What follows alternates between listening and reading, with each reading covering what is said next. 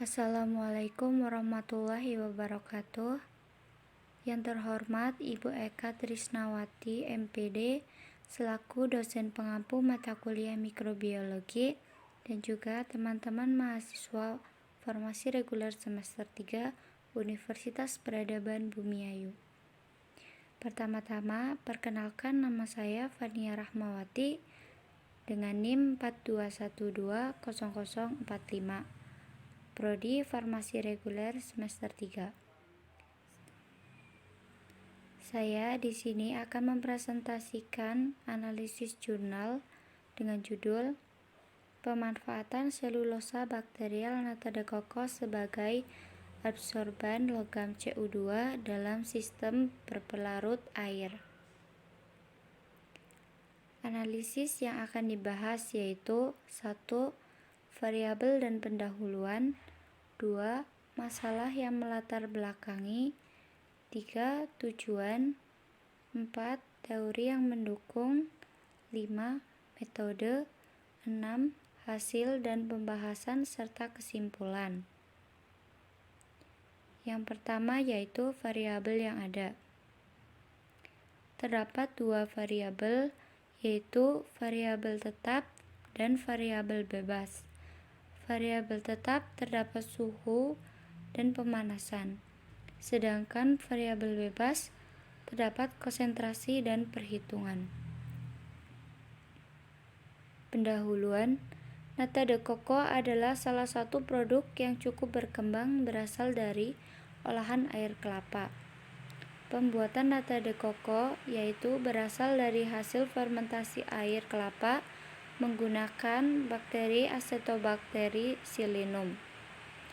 Natadecoccus atau dikenal juga sebagai bakterial selulosa merupakan salah satu sumber alternatif bagi penyediaan selulosa. Yang kedua yaitu masalah yang melatar belakangi. Pemanfaatan air kelapa masih jarang digunakan. Banyak yang terbuang percuma. Namun, akhir-akhir ini sudah ada upaya untuk pengolahan air kelapa menjadi suatu makanan atau minuman ringan. Lain halnya dengan di Filipina yang sudah memanfaatkan air kelapa untuk berbagai produk seperti minuman ringan, jeli, alkohol, anggur, cuka, dan lain-lain menurut Palungkun tahun 1992. Tujuan penelitian ini bertujuan untuk mengetahui pengaruh konsentrasi awal larutan dan lamanya waktu kontak terhadap proses adsorpsi Cu2 pada selulosa bakterial Natadecoccus. Teori yang mendukung. Natadecoccus adalah suatu produk fermentasi oleh bakteri Acetobacter silynum pada media air kelapa. Limbah air kelapa cukup baik digunakan untuk pembuatan Natadecoccus. Dalam air kelapa terdapat nutrisi yang bisa dimanfaatkan bakteri penghasil Natadecoccus. Itu menurut Lapus et al. 1967.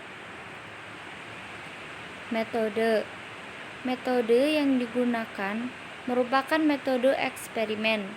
Melalui metode ini, penelitian memperoleh data dengan melakukan percobaan secara langsung. Hasil dan pembahasan. Pembuatan selulosa bakterial Natadecoccus menggunakan bahan baku air kelapa, gula, dan urea. Proses fermentasi selama 7 hari membentuk gel yang disebut pelisil.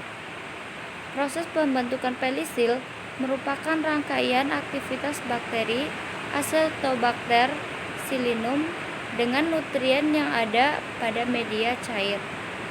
Nutrien yang berperan adalah nutrien yang mengandung glukosa, yaitu air kelapa dan gula pasir. Kesimpulan,